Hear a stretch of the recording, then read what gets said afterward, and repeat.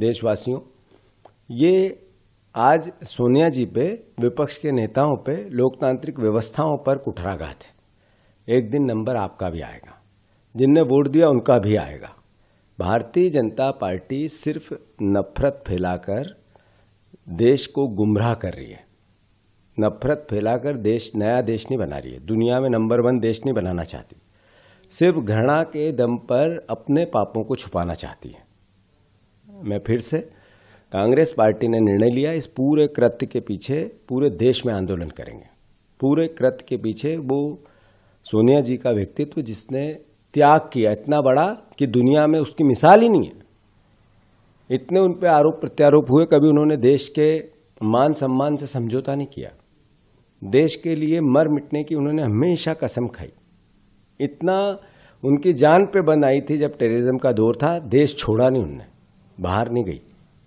अपने आप को न्यौछावर करके देश की सेवा करने का मादा जिस परिवार ने लिया, उस परिवार की बहू बनकर देश की सेवा की, और उनके खिलाफ इस तरीके का कृत्य करना, मैं समझता हूं कि नरेंद्र मोदी का जो देश में चरमरा गई अर्थव्यवस्था, भटक गया युवा, बेरोजगार युवा देश और करप्ट राष्ट्र बनाने का जो पाप इनने किया, उसको छुपाना चाहते हैं।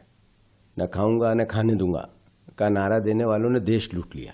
अरे आपकी ईडी वहां कहां गई थी, जहां क्लियर कट चंदा दो, धंधा दो और चंदा लो। आपने इलेक्टोरल बॉन्ड में बीजेपी का खजाना भर दिया, उसमें आप क्यों नहीं बोले? कांग्रेस पार्टी ने तो ऐसा कोई कृत्य नहीं किया। ये भारतीय जनता पार्टी के नरेंद्र मोदी जी से मेरा आग्रह है, आपके जितने सांसद हैं, आपके जितने विधायक हैं, आपके जितने मुख्यमंत्री हैं, जितने मंत्री हैं बीजेपी के पूरे देश के, एक बार उनकी संपत्ति की तो जांच करा दो, घोषित अघोषित।